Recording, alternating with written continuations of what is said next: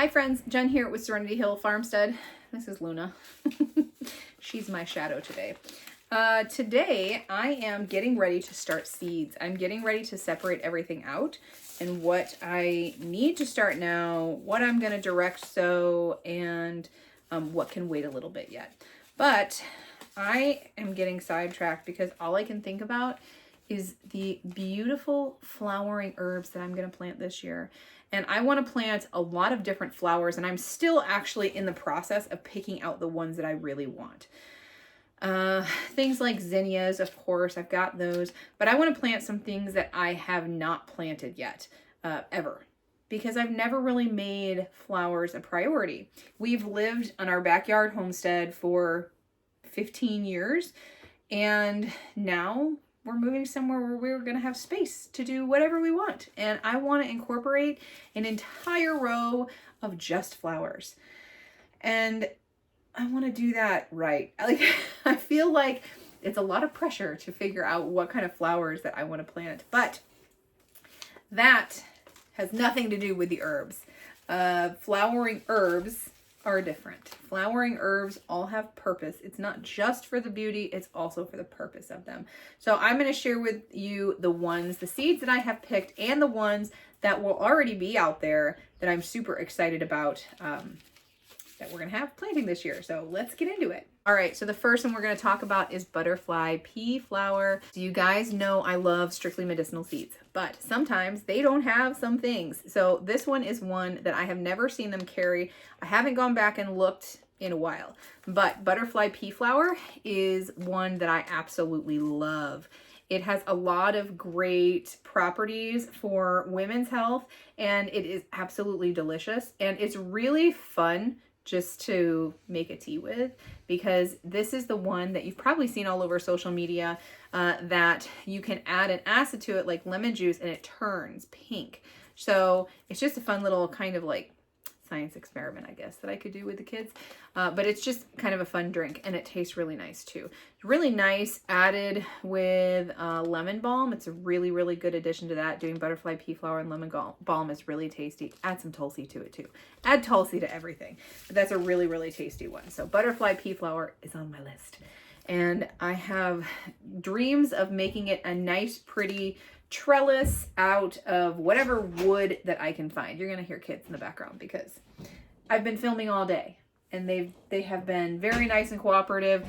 Now that I'm filming a YouTube video, I said, you go right ahead and just do what you do. We're gonna film around you guys. So there will be kids in the background and probably some animals running in and out. The next one is, I actually have this that I got from somebody else, but I have it from Strictly Medicinal Seeds. Also, there it is, Roselle hibiscus, but I want to show you what it looks like because you're going after this part. So Roselle hibiscus here is an annual. It is a perennial, but only in tropical zones. It doesn't say on here up to what zone it is perennial, but it can be grown annually in a 120-day garden. So we don't have 120 days, but I can start this ahead of time. I can start a bunch of it ahead of time, and then I can transplant it out so that it is well within its 120 days, and I get everything that I want out of these plants. I did this last year, and I didn't start them early enough, and they got really big and lush and beautiful, and they're huge plants. Like, they're this wide. They get really big. But I did not give it enough time to be able to flower. So we're going to try again this year. The next one I'm going to do is elecampane. Elecampane, my star respiratory herb. It has my heart. It heals my lungs. I love it. I love it. I love it. This is life for me. So elecampane is a super tall plant. It get like 6 feet tall. It is zones 3 to 8 that it can be perennial in. And this says 5 feet tall. It can get 5 feet tall. Okay, so 5 or 6 feet tall, whatever. It puts out these they kind of look like wiry sunflowers, I guess, is how I would describe it. I am going to plant like a whole back hedge of these. I'm going to do probably, let's see, how many feet apart? Transplant 2 to 3 feet apart. So I will do 2 feet apart. So that would mean 25 plants. I will have 25 elecampane plants. I will not be harvesting them this year. We're going to let them overwinter. We're going to let them go through 2 growing seasons, maybe 3, and we're going to harvest the root after that, either 2nd or 3rd year. The root is what we go after with this, and we make some amazing tincture out of it. Like I said, it has my heart. I love elecampane. Another one we are going into is, of course, English lavender. Why would you not have English lavender in your medicinal herb garden? Lavender, woo, bless you. Lavender is a fabulous herb for just a delicious tea, of course, but it's also a really nice, gentle nervine. It is really great for aromatherapy. I like to make little pouches and stick them under my kids' pillows so they go to sleep. It's really good. It works really well. A combination of lavender and chamomile. There goes Luna. Bye, Luna. So lavender is really a nice addition to a sleepy time tea. Also, it's really, really tasty, and it's just got that nice relaxing nervine property to it. So I've got a 50-foot row of lavender, or 50-foot row space for lavender. It is currently, I think, about 40 feet of it is planted. So I just need to get a few more plants to plant in there. This does need to be cold stratified, and normally when I cold stratify, I do it outside. So because I'm planting a big flat of them, and I will normally put it outside in a tote and cover it up when we've got these super cold temperatures. 2 problems with that. One, I need more seed because this is empty. This is from last year. So I need to get more seed. And 2, winter's over. Winter's over. It's February here in Northwest Illinois, like far northwest, like really far northwest. We are in the tippy top of the corner pretty much, and there's no snow, none.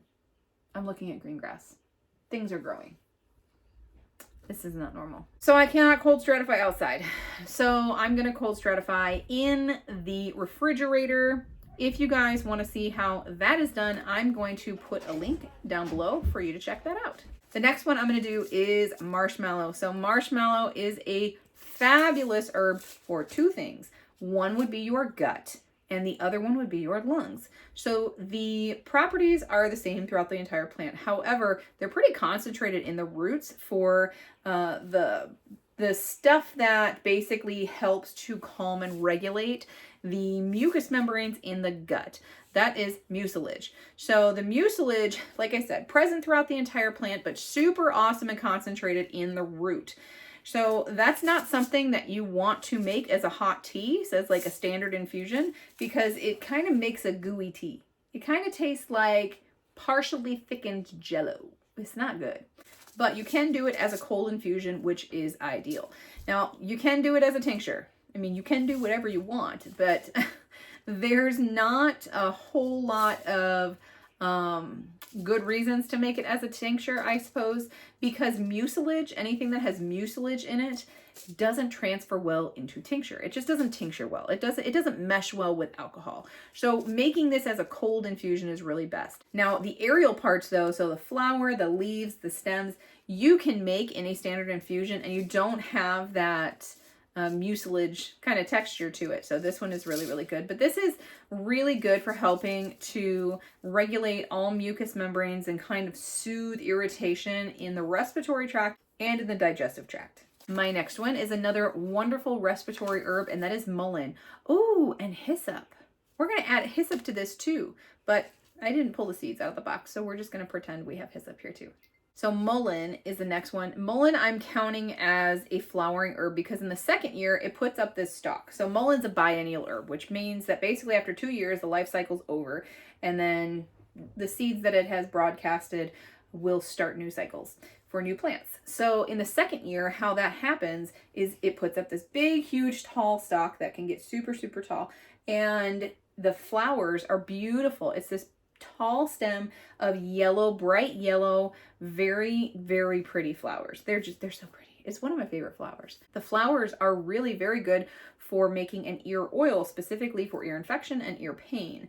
The leaves of mullein, excellent as a respiratory tonic. So anything that you hear in herbalism that has the word tonic means that if it is a good herb for you to take, then you can take it on a daily basis for a prolonged period of time without any issues. It's a tonic herb.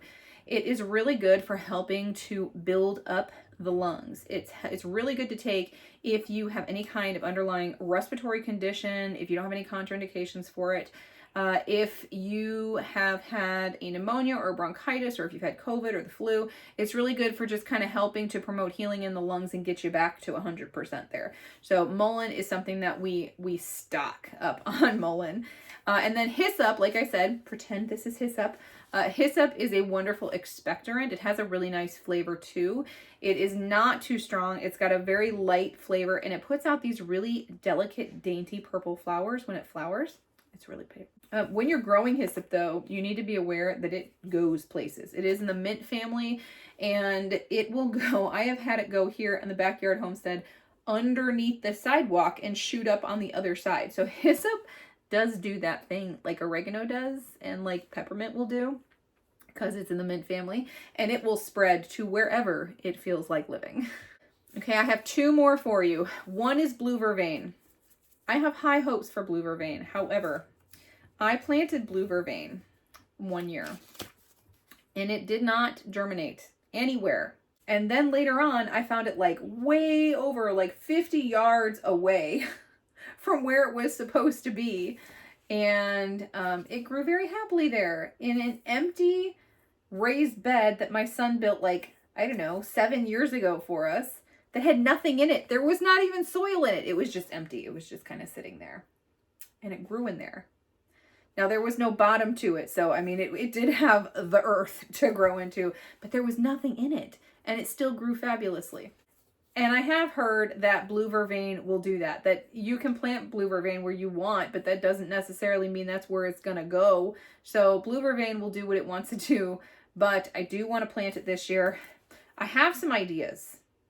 My big idea for blue vervain is to basically expedite the germination, and how you can do that is how I've done that for peas in the past, where you lay the seed down and you make sure the conditions are right, and then you cover it so it can't go anywhere. And then it'll germinate within a few days. And then you pull it up and it's germinated. Once it's germinated, we're safe. There's roots. It's not going to get up and walk. Okay, so we can put it there, try and expedite the germination, and see how it works. This is a total experiment, but this is how we learn, right? We experiment with things. But blue vervain, so good for the nervous system. Really, really good for the women's nervous system when you're going through your cycle. Blue vervain is one of my favorites. We did find out the hard way, and I did not read this out of any book, that if you are going to have blue vervain on an empty stomach, it may not love you back. So make sure you take a little snack and then take your blue vervain, or just don't walk far away from a bathroom. My last one, my love, the love of my life, German chamomile, which is the absolute best smell in the world. I love chamomile. It has this light, appley, florally smell and flavor. It smells exactly the way it tastes. Tastes how it smells. It is an amazing herb. It is so good for so many things. It's good for, as a nervine, it's good for real gentle nervine. It's really good for the gut. If you have bloating and indigestion, gas, it's really good for helping to get rid of that, to expel that. And it's really good even for babies with colic. And Lord, how I wish I knew this 18 years ago, because my oldest had the worst colic ever. In the afternoon, every single day, he was in so much discomfort. He had so many problems. And as an adult, he has now developed gut issues. Well, he's had gut issues his entire life, but like he's developed some more. And chamomile has been something that we have started incorporating. I make a gut tea that has chamomile in it that really helps him calm his gut also. So chamomile, really excellent, gentle enough to use on babies, powerful enough to get some amazing results. Chamomile is the best. So this one is a very dainty flower. So I plant this not kind of in its own patch away from other things, because while it's so little, it can get choked out. I mean, it can also kind of go up and go through stuff too. I've had that happen too, where I've planted chamomile in the past and it will reseed itself. So it's typically an annual, but it can reseed itself. So we call that a self-seeding annual. I think it says it on the, yeah, it says right there, self-seeding annual, flowering in the spring, 80 days to maturity. It's pretty flexible on what kind of soil that it'll thrive in. It doesn't really mind too much. It just, you have to make sure while it's germinating that it has even moisture, and it does not like a lot of competition and growing. But like I said, I had this one bed and it self-seeded. I thought I had got, you know, everything pretty much out of there, but I mean, these are super teeny tiny seeds in here. So that I planted chives in there, and I transplanted big blocks of chives in there, and the chives were doing really well. And then up popped some little chamomile things around the chives. So, I mean, it didn't get so choked out that it wouldn't thrive, but if you are trying to plant this next to something that's a little invasive, it could probably choke this out. Like, I wouldn't plant chamomile next to a mint because they'll get choked out. And then, you know, I'm sitting here looking at the elderflower that I have propagating. Let me show you. So we have propagated some elder, and this is 2 weeks, about 2 weeks that we have, maybe it's been 3, I don't know. My kids have been sick, and you know, when your kids are sick, you're just like in a haze of what day is it? I have no idea. So, but there it is, and all I did is cut them on an angle. I have a video on how I did this. It's an older video. I will go ahead and pop that down in the description box if you want to learn how to propagate some elder plants and make a whole bunch of baby elderberries. This is just one jar. I have 4 jars.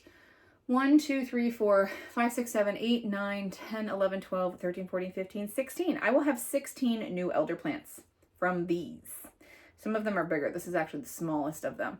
But look at that. You just put it in filtered water, like this is from our Berkey, and in a sunny window, and there you go. So these little white nubs on here is where all of the roots are going to come out.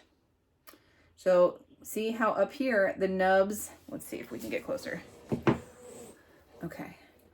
So see all those little nubs up here where it's dry?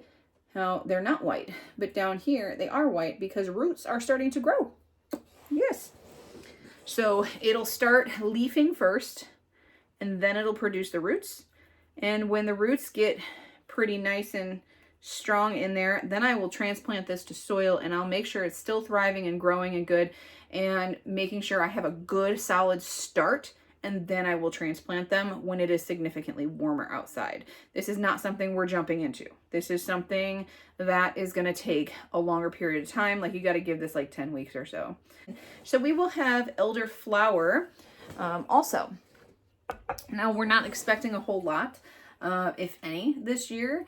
I have propagated elder before, and we have gotten flowers, very few, but we have gotten some. And when that happens, I always just go ahead and harvest the flower, because if a plant is putting energy into flowering, then it's not putting as much energy as it could into rooting. So we want the roots to be off to a good start the first year and subsequent years. So I'm going to go ahead and harvest all of the flower. And then when all of my elder plants are mature enough to be consistently putting out good harvest-worthy stuff, then I'm going to go ahead and half of them I will be harvesting the flower on, half of them I will let turn to berry, and I will net them so the birds don't eat them, and I will be harvesting elderberry, and then vice versa. We'll switch every year. So that's my plan for that. So that is all of the herbs that I am planting this year. St. John's wort. How did I forget St. John's wort? Oh, I know why, because it's cold stratifying in the fridge. So St. John's wort is another one that we will be planting a whole 50-foot row of. So I'm really excited about that because I want to make a lot of things for St. John's wort, including oil. It's lovely. I can't wait for that. And then there's 3 more that I'm going to be growing this year, and I feel like I'm forgetting some. But California poppy, I'm going to be getting the seeds for. That is excellent for sleep. California poppy is fabulous for sleep. Calendula, I've got like a quart bag of seed, and I don't need to buy any of that. I'm going to have like a 30-foot row of calendula. It's going to be gorgeous.